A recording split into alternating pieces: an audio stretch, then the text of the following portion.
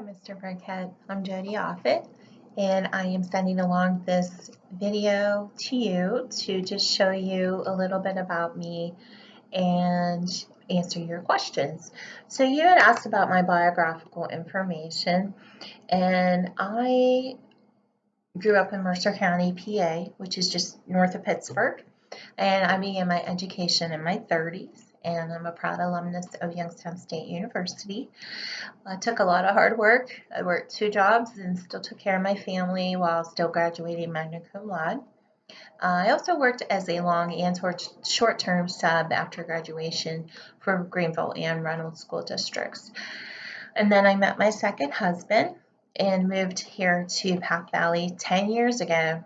And I'm still enamored with the beauty of the valley. It just never ceases to amaze me. I'm active in the American Legion and Dry Run and helped with things like the sausage stand at Path Valley Picnic, and also assisted in the voting poll location in Doylesburg.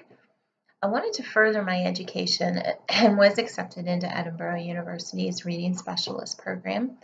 I earned my master's there and then returned to earn my principal certification, which I finished in December 2016. I accepted a position as a world history teacher at Commonwealth Charter Academy, formerly Commonwealth Connections Academy, in 2007, and have been with the school ever since. So this is my 10th year with the school. And then you asked, how would your former co-workers describe you? As was mentioned in the letters of recommendation, I think my colleagues would describe me as hardworking, devoted, approachable, which I think is very important, helpful, fun, creative, innovative. I'm always willing to lend a hand and when needed, and I'm also not afraid to ask questions myself or ask for help. And then you said, describe the most recent book you read and why you felt it was noteworthy. I used this book in my internships with CCA in the summer and in the fall this past year in 2016. And this is called Data, Data Everywhere. And it's written by Virginia Bernhardt. And basically what it is, it's helping different schools, no matter what their grade book report is from the state, use that data and use all kinds of data really to better their school, improve their school, their continuous school support, continuous school improvement. Even if they're a stellar school, there's always room for improvement.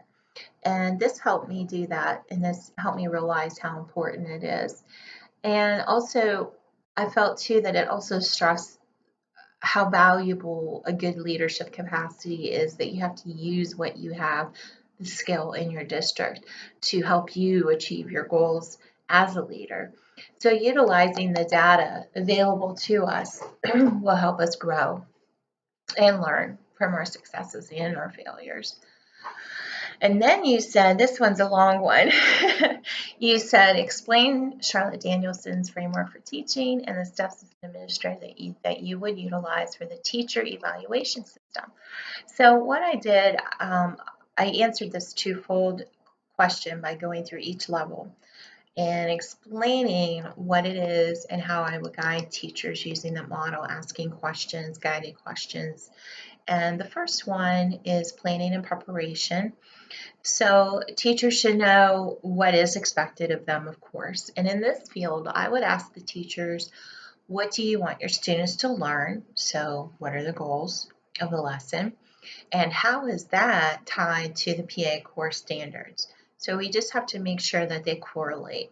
And I would also have a conversation about their classroom dynamic before completing an observation, like what should I expect? How are you addressing the needs of our at-risk students is also another question. This is just a sampling of some of the guided questions. And then classroom environment. Creating an environment of respect and rapport is all-encompassing and will branch out to the other areas as well, in my opinion. If there is genuine mutual respect, there will be less likelihood of behavioral issues. And in this field, or in this certain module, I would ask the questions like, how do you handle inappropriate behavior? How do you get students to be engaged learners? Do you have specific routines to minimize distractions? I would also suggest that they create a classroom rules list with students so they have a hand in it and help determine the consequences of bad behavior. This sounds more like an elementary level thing, but I actually think it's a great thing to use for middle school and high school as well. And then the third field is, or the third module is instruction. And since Granite Meadow is a small district, differentiation of instruction may be a little bit difficult to achieve, but with the right balance and resources, it can be done. For example, offering students multiple ways to achieve the same goal. Like for a project, you could offer, they could maybe do different things, like they could choose to write a paper, or they could choose to create a PowerPoint, or they could make a movie or something like that. And it makes it dynamic and uses that innovative learning, and they get excited about it. And then it also gives them ownership too, because they're choosing what they do. And then using higher order thinking questions to spur discussion or for use in creating an assessment is also a great way to deepen the students' thinking. Also, giving thoughtful and timely feedback to students will help them grow and understand why they chose an incorrect answer, not just saying that they got it wrong. Why did they get it wrong? And again, that goes back, it's good to learn from your mistakes. And then the last module is professional responsibilities. Probably one of the most important things is reflection. Reflection is a must for all professional educators, administrators as well, fall into that. What would we do differently? What went really well? If something works well for a specific teacher, I would maybe ask that they share that with their colleagues in some kind of collaboration. So I really feel that professional learning communities are important. I would like to see each department have their own PLC where they meet frequently to discuss at-risk students, and maybe go over some ideas that some of them have, maybe for example for like a cross-curricular activity project. And then being professional in all aspects should be modeled by administration and expected of all staff and teachers. And offering robust professional development to help the teachers with their keeping their certifications and their continuing education credits. There's always really interesting things out there that they can do. And then your last question was, how do you see your role as the secondary principal at Phantom Middle School District? I see myself, I've actually given this a lot of thought. I see myself greeting students and staff in the morning and getting each day off to a great start. I see myself walking the halls and engaging with students so that I can get to know them on a more personal level. I would also be likely to complete walkthroughs frequently just to learn of the teacher's teaching style and how they interact with their students. I also see myself as a fair principal. Every instance will be different and can't be treated the same, but all incidences should be handled fairly. Excuse me.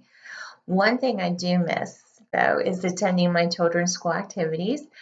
So if chosen, I plan on attending as many soccer, baseball, and basketball games as possible, and maybe even track. And I also see myself as a respected community member that students, parents, teachers, and citizens of the area can approach with any issues or ideas that they may have. So I do think being visible in the community is very important as well. I know my husband even tries to help out when he can. For example, he helped Colby Hammond with his senior project, and he's the one that dug the uh, walking area behind the school there. So I thought that was pretty nice of him. So at any rate, I thank you so much for your consideration, and I look forward to hearing from you. And I hope to be an asset, and I really hope that I can prove to you that I can be an effective principal and a good principal. Thank you so much.